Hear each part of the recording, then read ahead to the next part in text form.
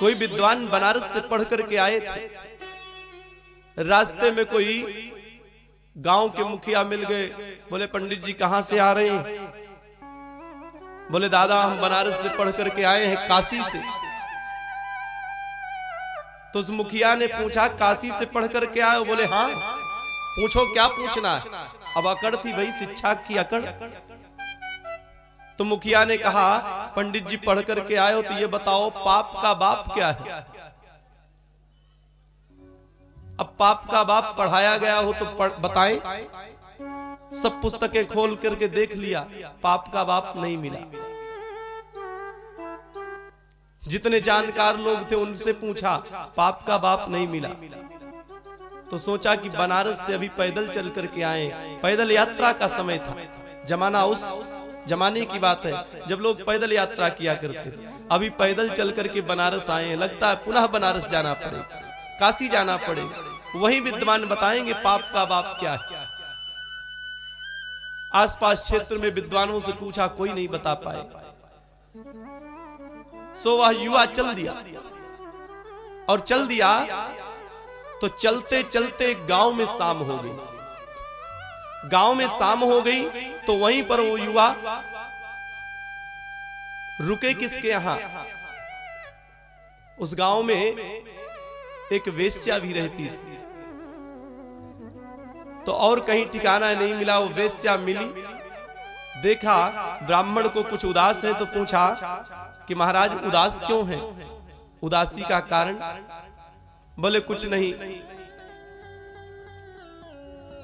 एक मुखिया जी ने एक प्रश्न पूछा है, उसी का जवाब चाहते हैं, पाप का बाप क्या है? तो उस जमाने में वेश्याएं भी पढ़ी लिखी हुआ करती थी। तो उसने कहा कि महाराज रात्रि हो गई, कहां जाएंगे? और मैंने सुना है संतों से, बुजुर्गों से कि यदि ब्राह्मण के चरण घर में रख जाएं तो घर पवित्र हो जाता है। रात्रि भी हो रही है, अंधेरा होने लगा है। आज रात्रि मैं चाहती हूं कि मेरे यहां विश्राम करें आप। आपको आटा चावल दाल सब दे दूंगी, आप भोजन बनाइएगा, भोजन प्रसाद पाइएगा। अब बदले में सुबह आपको विदाई देकर के मैं विदा कर दूंगा।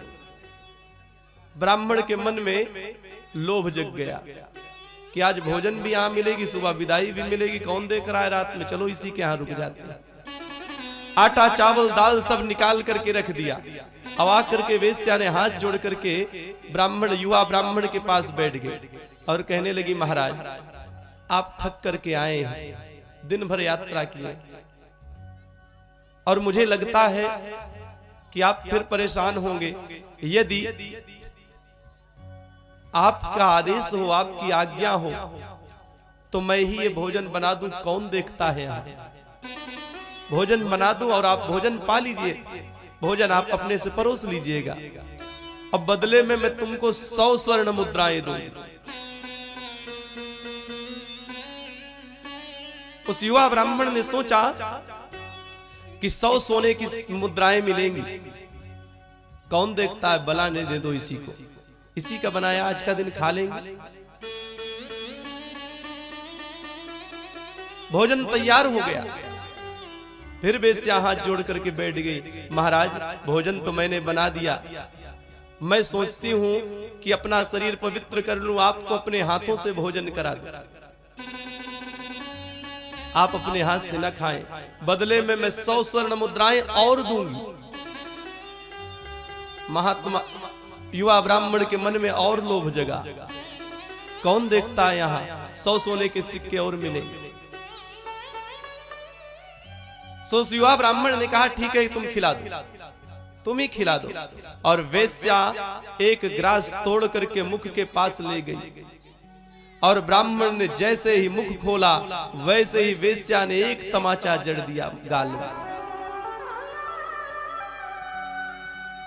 अब वह लड़का आग बबूला हो गया, मेरे साथ मेरा अपमान किया है तुमने। उस वेश्या ने कहा क्षमा करें महाराज, मैंने अपमान नहीं किया, मैं तुम्हारे प्रश्न का जवाब दिया है मैंने। मैंने तुम्हारे प्रश्न का जवाब दिया। तुम ढूंढ रहे थे ना कि पाप का बाप क्या है। पाप का बाप है लोभ। लोभा पापस्य कारणम। लोभ ही पाप की तरफ ले जाता है।